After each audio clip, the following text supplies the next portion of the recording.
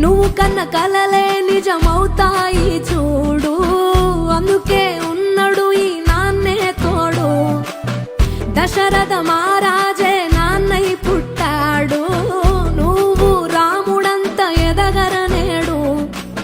చరితలు ఎన్నడు చూడని మమతల గూడే వీధిలో, సంపద అంటే ఏదో కాదురో, ఇంతకు మించి